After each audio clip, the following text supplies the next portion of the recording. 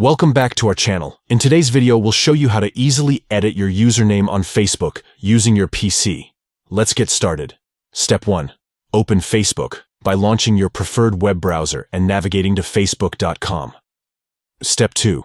Once you're on the Facebook homepage, click on your profile picture located at the top right corner of the screen.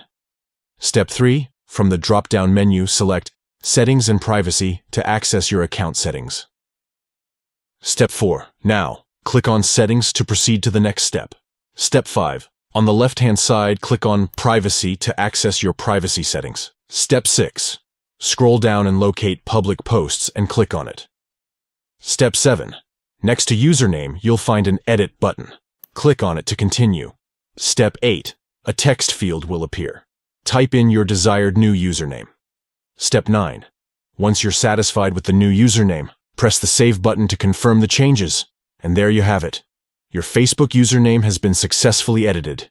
It's as simple as that. We hope you found this tutorial helpful.